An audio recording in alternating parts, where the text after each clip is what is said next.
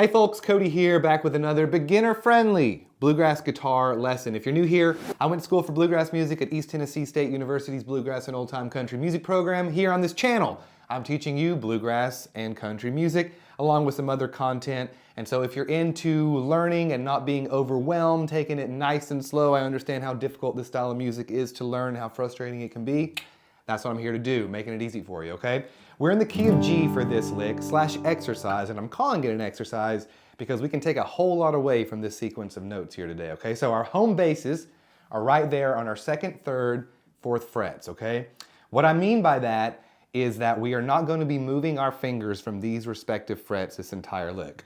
Going nice and slow, here's it in its entirety.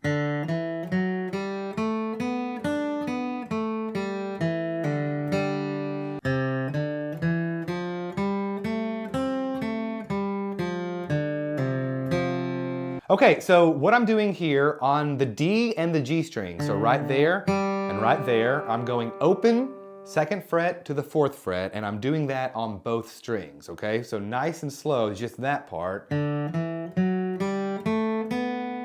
All right. Okay. What you're wanting to do here is, each guitar is going to be different, and what might be frustrating to a new bluegrass player is you're not going to make it sound like how it's sounding here, and there's subtleties to kind of lock that in, okay? And experiment with playing these notes right behind those frets, okay? All right? You're going to have different amount of tension and pressure with each fret, with each finger, and it's important that as you're practicing these licks that I show you, exercises, whatever you want to call them, that you are being aware of like how your fingers, or how hard your fingers have to press down when you get these notes, make them clean. Okay, that's a big element of this. I don't think a lot of people talk about locking this in mentally, all right? Now what I mean by that is like we can sit here and just kind of go and get the notes sounding halfway right, and then you might think like, oh, okay, now I'm done. But when you start to really think about this connection, okay, and why certain things are difficult, why you're getting caught at a note that might not sound right. Once you sort of think about the amount of pressure and how much you're putting into that note, I think that really helps, okay? Therefore, this next part, apply what I just said to this note, okay? So we're going. That next note is 3rd fret on our B string, okay? Again, my fingers are planted on their home bases right there. And I always find when you're playing these licks and you're moving to these strings that are smaller, like your B and your E string, the pressure that you have to apply is going to change, okay? Important takeaway. And depending on, how well your fingers are trained, if you hit that note too hard, it's going to sound too sharp. All right, you're digging in. It's a term that bluegrass players use to really dig in and pronunciate notes, but you can dig in too hard, okay? Okay, from that point, we're kind of going backwards. Then 4th fret, 2nd fret to open, okay? So from the beginning,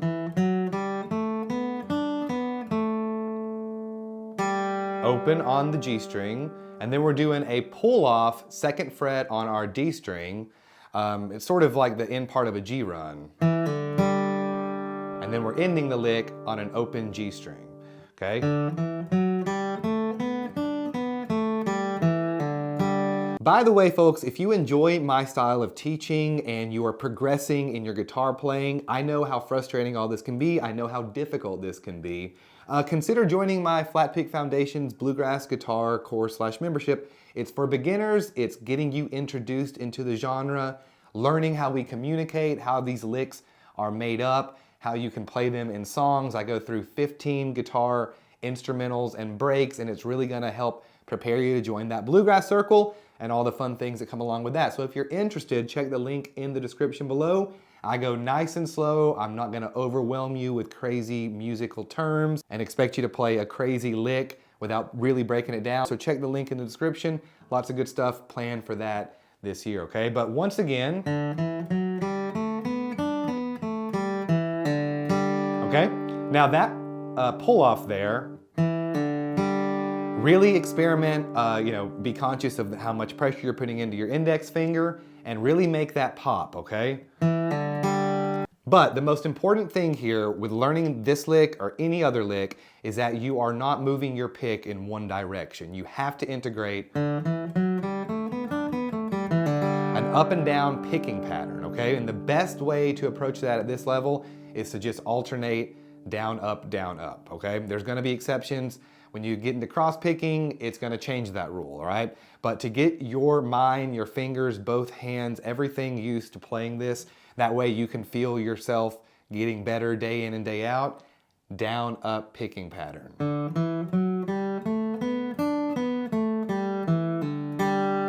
All right, but we're not done here, okay? The reason why I wanted to show you this exercise is because we can take these notes and put them into tons of bluegrass songs. I'm gonna show you one here today, and actually, go ahead and not even worry about that note on the B string. Let's learn the first bit of Blackberry Blossom. A lot of folks get intimidated by this tune. I was intimidated by this tune. But when we connect these dots together,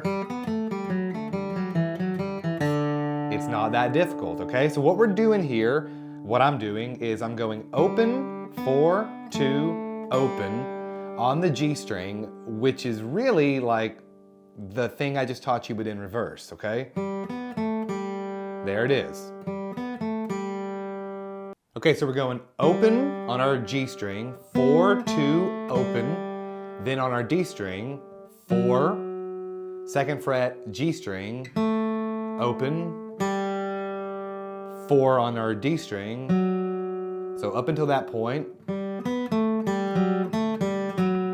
2nd fret, D string, 4th fret, open G. And then we're ending sort of the same way as the first exercise lick, only we're not worried about the pull off so much. Right?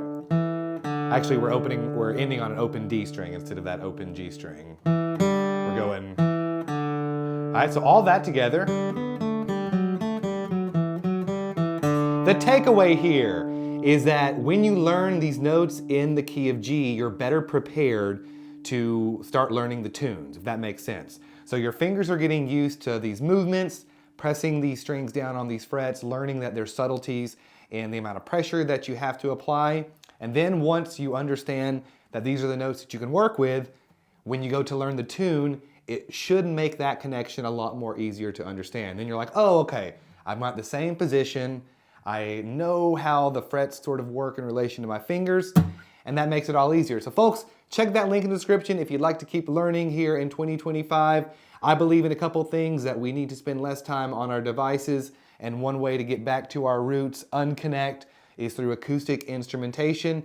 Let me know what you think about that in the comments, and check down there, codymmusic.com. Sign up for my newsletter. We'll see you on the next one. Bye-bye.